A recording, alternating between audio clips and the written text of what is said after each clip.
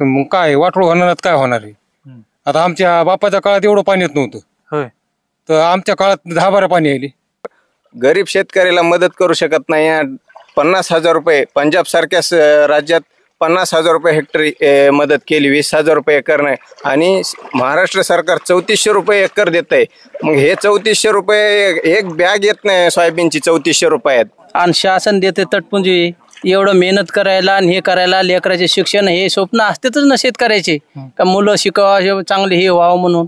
तर ही अशी परिस्थिती, कुठं नदीला पाणी. नमस्कार मंडळी, story.com या नव्या व्हिडिओमध्ये स्वागत. मी सध्या परभणी जिल्ह्यातील गोदावरी नदीकाठच्या परिसरामध्ये आहे. विशेषतः मी सोनपेठचा जो भाग आहे तर त्या सोनपेठमधील गोदावरी नदी आणि इथं एक सोनपेठ तालुक्यातलीच एक छोटी नदी आहे जिचं नाव फाल्गुनी नदी आहे. ह्या दोन नद्यांचा जिथं एकत्र येतात आणि त्या नद्यांना एकत्र आल्यामुळे जो बॅकवॉटरचा प्रश्न सगळ्यात मोठं गांभीर्यानं बघितलं तर इथल्या शेतकऱ्यांना त्याचा खूप मोठा त्रास सहन करावा लागतो.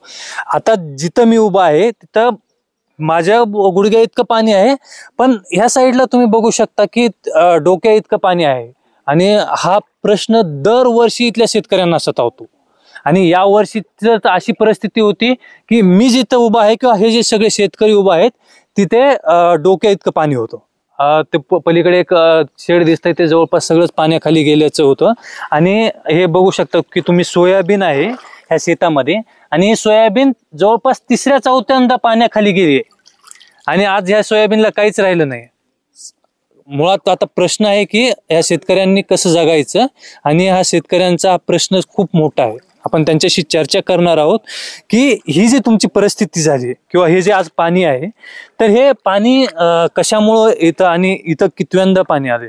पाण्याची 3-4 वेळेस झालंय पाणी येण्याचं. बॅकवॉटर आणि केवळ ह्याचं पाणी आल्यामुळं सगळं असं नाथसागरचं हे सगळं झालेलं आहे. नाथसागरचं पाणी नंतर ते खाली आलं का नंतर बॅकवॉटर हे फाल्गुनी नदीचं आणि ते दोन्हीचं पाण्याचा समावेश होतो. आणि नंतर मग हे पूर्ण शेती एक शिर्शी गावापासून तर पार इकडे लोहीग्राम पर्यंत पूर्ण अशी परिस्थिती निर्माण होती. इथं शेतकऱ्याचा प्रश्न इथं फार गंभीर आहे. हे दरवर्षीची परिस्थिती आहे. दरवर्षीची परिस्थिती. पावसाळा सुरू झाला ही परिस्थिती सुरू झाली शेतकऱ्याची. कमी जास्त इथं 1000 एकर जमीन ह्या बॅकवॉटरच्या पाण्यामुळं आज सगळी पाण्यामध्ये आहे. इथे किती पाणी आलं होतं एक साधारणतः या वर्षी? आता 2 दिवसापूर्वी भरपूर पाणी आलेलं होतं. 3दा पाणी आलेलं. काय सोयाबीन चक नासून गेले आमच्या इकडे. काहीच राहिलं नाही आमच्या इकडे. कापसाची नुकसान झाली. आता कापूस 3-4 एकर कापूस गेला इथं आमच्या इकडं. काय कमीत कमी 20 क्विंटल कापूस निघत होता आता इथं. सगळा कापूस नासून गेला कापूस. 3दा पाणी आलेलं. चौकडे इकडे 3दा पाणी आलेलं बघा इकडे. आणि सगळ्या ह्याच्यामध्ये पाणी आहे सोयाबीन? नाही, सगळ्या सोयाबीन मध्ये पाणी आहे पूर्ण. जितका परिसर दिसतं कापूस आणि सोयाबीनच पूर्ण आहे. किती खर्च येतो साधारणतः एका एकरी मागे? एकरी माग 37-40 हजार रुपये खर्च येतोय बघा आम्हाला. काय एका एकर मध्ये 37-40 हजार रुपये खर्च येतोय. सोयाबीनचा नाही, कापसाचा. सोयाबीनचा 8-9 हजार रुपये खर्च येते. काढणी सगळं येते बघा तिथं. 25,000 रुपये खर्च येते काढणी सगळं. आणि भाव किती आहे?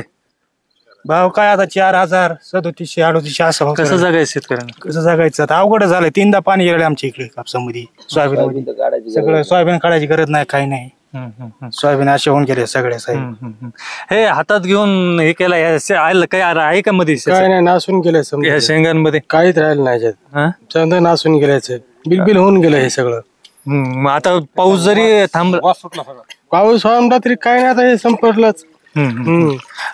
खरंच बघू शकता की हे सोयाबीनचे जे मधले जे दाणे आहेत ते सगळे झालेत आणि वास सुटलाय अक्षरशः.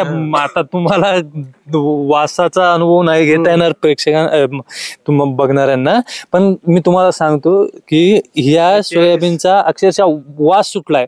आणि पलीकडल्या साईडला तिकडे जे कापूस आहे त्याला अक्षरशः भुरा आलाय आणि सगळे बोंड नासून गेलेत. आणि जो कापूस हिरवा किंवा जे सोयाबीन हिरवं दिसतं ते सगळीकडे काळं काळं दिसतंय. ही परिस्थिती खरं तर इथं शेतकऱ्यांवर आलेली आहे. काय ही सगळी परिस्थिती कशामुळे येते? परिस्थिती पाण्यामुळे जास्त आहे. नाथसागराचं पाणी जास्त सुटते त्याच्यामुळे जास्त हे आहे. आणि ज्यावेळेस ऊन पडतं त्यावेळेस सोडत नाहीत पाणी खाली. ज्यावेळेस पाऊस पडन त्यावेळेस पाणी सोडून देतात खाली. मग काय वाटोळ होणार काय होणार आहे. आता आमच्या बापाच्या काळात एवढं पाणी येत नव्हतं, होय. तर आमच्या काळात 10-12 पाणी आले. तुमच्या वडिलांनी तुम्हाला सांगितलं असेल की- लय लय थोडंफार पाणी दे, नागसा झालं तसं आमचं वाटात लावून टाकली सगळी. हम्म. या तळ्यामुळे जास्त नुकसान आहे. पावसाचं आहेच आहे, मग ते तळी जाळच कमी आहे तेव्हा सोडित नाही, हम्म. आणि जास्त भरायचे आणि पुन्हा सोडून द्यायची. प्रशासन होईना नियोजन माय करतं. असं पर्सेंट काय तर चुलीत गेलं ते पर्सेंट काय सोय आहेत ना आमची. काय सोय आहे आमची? आज लेकर बाळा आमची आज कुठलं शाळा फिळा शिकायचे काय शिकू आता? कितवीला येतले का? लेकर एक 8वीला आहे, एक 5वीला आहे, कुठे का? इथे गावात? एकला म्हणजे लातूरला, एक परभणीला आहे. काय शिकवता येईल आता? किती खर्च येतो? 1.5 लाख रुपये दोघाला. काय आता काय शिकवायला? उत्पन्न किती? काय उत्पन्न केलं पाण्यात हे? जी परिस्थिती तुमच्यावर आली ती तुमच्या लेकरांवर येऊन हा मग शिक्षण त्याच्यामुळे देणं काय मध्ये नाही, केवळ त्याच्यामुळे शिक्षण नाही, शिक्षण गरजच नाही. शेती अशी जायला गेलं काय गरज आहे? म्हणजे खूप गंभीर काय परिस्थिती आहे की सरकार जे आहे तर ते महाराष्ट्राचं सरकार असेल तर जी शेतकऱ्यांना मदत देतं ती 8,500 रुपये देतं. ही मदत पुरणारी आहे का? 8,500 मुळामध्ये मदत पुरणारीच नाही.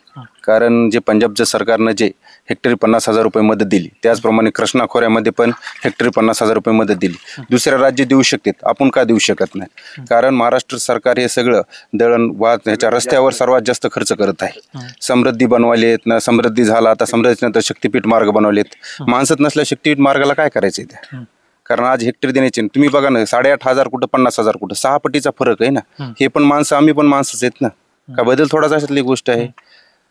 त्याच्यामुळे मुळात सरकारनं जी काही मदत दिली ती मदत पुरणारी असते का? मदत पुरणारीच नाही मुळामध्ये. देऊ नये त्याने देऊन काय पुरणार आहे? त्यांनी काहीच पुरू शकत नाही त्यांनी दिलेलं. लाखोचं इथं नुकसान झालंय ना. 8,500 काय होणार आहे तुम्हीच सांगा ना. एकरी खर्च, सोयाबीनचा खर्च जर काढला तर एकरी 25,000 रुपये काढणीपर्यंतचा खर्च आहे तिचा. तिला भाव आहे 3700, 3800, 4,000 रुपये. आणि कापसाचा जर खर्च जर काढला तर मिनिमम 40,000 रुपये कापसाचा खर्च आहे त्याचा. आणि कापसाला भाव काय सध्या? त्याला मला 8,100 पण देऊ शकत नाहीत, कारण गेल्या वर्षी 7,100, 7,000 कापूस विकलेत ना. आता कापूसच नाही राहिला, भावाला काय करायचं त्याला? कारण सगळं नुकसान झालेलं आहे इथं टोटली.